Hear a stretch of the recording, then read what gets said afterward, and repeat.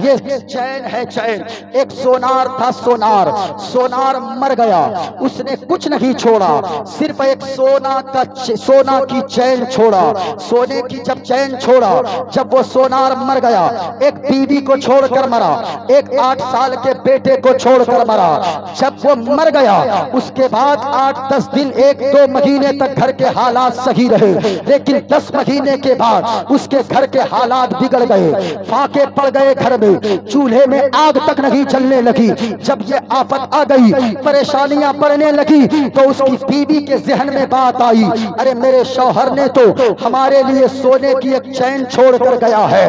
وہ بکسا کھولتی ہے، سونے کا چین نکالتی ہے، لیکن یہ سونے کا چین نہیں ہے. میرے پیچھے کوئی جلسے کے بعد مت پڑ جانا، یہ مت سمجھنا کہ مولانا سونے کی چین لے کر چل رہے، یہ مت سمجھیے گا. یاد رکھیے گا، میں مثال دے کر سمجھا رہا ہوں. ماں جاتی ہے اندر، بکسا کھولتی ہے اور تالا کھول کر بکسا کھول کر سونے کی چین لاتی ہے اور اپنے بیٹے کے ہاتھ میں دیتی ہے اور کہتی ہے او میرا بیٹا، تیرا چچا بھی سونار ہے، تو چلا جا چچا کے پاس اور وہاں جا کر تو پیسے لے کر آ جا. وہ یہ چین کو بیچ دے سونے کی، پیسے لے کر آ، گھر کا راشن چلے گا، گھر کا کھانا خرچہ چلے گا، راشن لائے گا، میں بھی کھاؤں گی تو بھی کھائے گا، میرا بھی پیٹ بھوکا ہے تو بھی بھوکا ہے، جا بیچ کر آ جا. لیکن وہ بھتیجا جب چچا کی دکان پر چین لے کر پہنچا، چچا نے سونے کی چین ہاتھ میں لیا اور چین کو دیکھا، مسکرانے لگا اور کہا میرا بیٹا، میرا بھتیجا، اس وقت بازار میں چین کی قیمت بہت زیادہ ہے، اگر ابھی بیچے گا کوئی تمہیں دام نہیں دے پائے گا، اتنی قیمتی چین کو کوئی نہیں لے پائے گا. بیٹا اس چین کو جا کر رکھ دو، میں تجھے 2000 روپے دیتا ہوں اور میرے یہاں تو کام کرنا شروع کر دے. یہ پیسہ لے جا، گھر کا خرچہ چلے گا، مہینہ پھر لگے گا، پھر میں مہینے کے 2000 تمہیں دے دوں گا. وہ بھتیجا چین لیا، 2000 روپے لیا، ماں کو جا کر دے دیا اور کہنے لگا میری ماں ابھی بازار بہت زیادہ اچھال مار رہا ہے، جب تھوڑا ڈاؤن ہوگا تب چین کو لے جا کر بیچیں گے، ابھی رکھ دو، چچا کی دکان پہ کام کرنے میں روزانہ جایا کروں گا. وہ بھتیجا چچا کی دکان پہ روزانہ جانے لگا، کام کرنے لگا. جب وہ بھتیجا کام کر لیا، اس کے بعد 2-4 سال گزر گئے اور وہ اتنا بڑا سونار ہو گیا، اتنا بڑا سونار ہو گیا کہ دوسرے کے ہاتھ میں سونا دیکھتا تھا، سونا دیکھ کر بتا دیتا تھا اس میں کتنا اصلی ہے کتنا ملاوٹ ہے. وہ اتنا بڑا سونار بن گیا.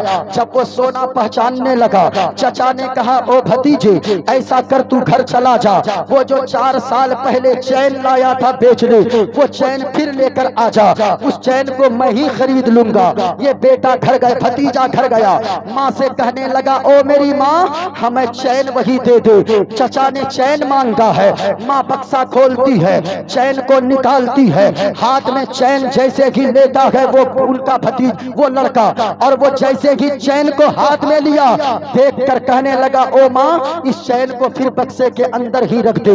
وہ چین کو رکھ دی اس کی ماں. یہ بھتیجا پھر سونار کے پاس گیا اور جا کر کہنے لگا، چچا نے دیکھا کہا بھتیجے پھر سے تو چین نہیں لایا، کیا ہوا؟ کہا کہ چچا میں اب اتنا تو ضرور جان گیا ہوں کہ کون سا سونا اصلی ہے یا نکلی ہے. وہ چین سونے کی نہیں ہے، وہ تو چین پیتل کی ہے. میں اب پہچاننے لگا ہوں سونا چاندی ہیرے جواہرات کو، میں خود سونار بن گیا ہوں. چچا مسکرانے لگا. بھتیجے نے کہا او چچا یہ بات سمجھ میں نہیں آئی، پہلے ہی دن اگر بتا دیتے وہ چین نکلی ہے تو پھر کیا ہو جاتا؟ تو چچا نے کہا بھتیجے اگر میں پہلے دن بتا دیتا تو عوام سوچتی دیکھو بھائی کیا مرا، چچا باپ کیا مرا، چچا بھی بڑا دشمن بن گیا، اس لیے میں نے اس وقت نہ بنا بتایا. اب تو خود پہچاننے لگا ہے کہ وہ اصلی ہے یا نکلی ہے. او صاحبو میں نے اس لیے بتایا جب تک ہماری ماں بہنیں یہ نہیں پہچانیں گی اسلام ہمیں کیا حکم دیتا ہے، اسلام ہمیں کیا مرتبہ دیتا ہے،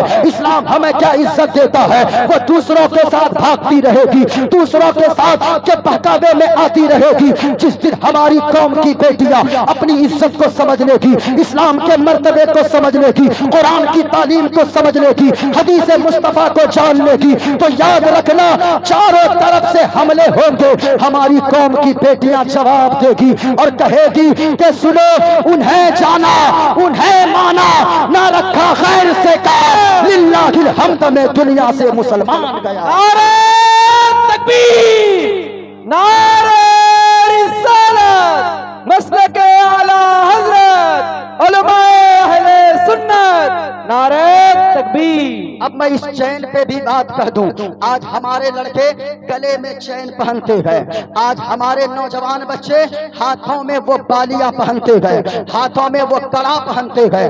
او صاحبو سنو سنو، آپ کو مرنا نہیں ہے کیا؟ کبھی آپ نے نہیں سوچا یہ مسلم قوم اتنی جاہل ہو گئی کہ یہ کڑا پہن کر مسجد پہنچ جاتا ہے ہمارا نوجوان، کان میں وہ بالی پہن کر وہ مسجد پہنچ جاتا ہے، اور وہ ہاتھوں میں گلے میں وہ چین پہن کر مسجد پہنچ جاتا ہے۔ اور سنو صاحبو، اسلام صرف اتنی سی اجازت دیتا ہے مردوں کو کہ وہ ایک انگوٹھی چاندی کی پہن سکتا ہے، سونے کی انگوٹھی نہیں پہن سکتا، صرف ایک انگوٹھی، وہ بھی انگوٹھی کا وزن 4.5 ماشا سے کم ہونا چاہیے، وہ صرف ایک انگوٹھی، ایک نگ والی آپ پہن سکتے ہو، دوسرے کوئی چیز دھات کا ہو، لوہے کا ہو، چاہے وہ چاندی ہو، چاہے وہ پیتل ہو، چاہے وہ سونا ہو، چاہے وہ ہیرا ہو، چاہے وہ موتی ہو، کوئی چیز پہننے کی اجازت ہمارا اسلام نہیں دیتا ہے۔ اس لیے یاد رکھنا، اگر مصطفیٰ کے سچے عاشق ہو، مصطفیٰ سے پیار کرتے ہو، تو ہمیشہ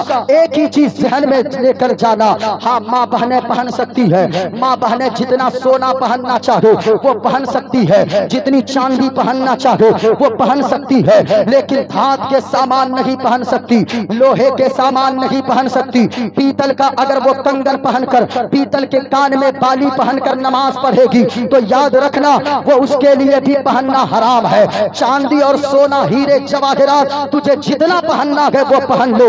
سنو ہمارا اسلام کیا حکم دیتا ہے، اسلام کہتا ہے تم اگر مسلمان ہو تو ایسے جیو زمانے والے دیکھ کر تیری پیروی کرتے نظر آئے، تیرا بولنا بتاؤ یہ مذہب اسلام کا ماننے والا بول رہا ہے، تیرا چلنا بتاؤ یہ مذہب اسلام کا ماننے والا چل رہا ہے۔ او صاحبو سنو، ادھر سنو، آپ کا آج لوگ کہتے ہیں مسلمان تو توڑنے کا حکم دیتا ہے، مسلمان تو کرورتا سکھاتا ہے، اسلام میں مانوتا نہیں ہے، اسلام میں انسانیت نہیں ہے۔ او پیارے سنو، میں نے جو آیت کریمہ کی تلاوت کی ہے، اللہ فرماتا ہے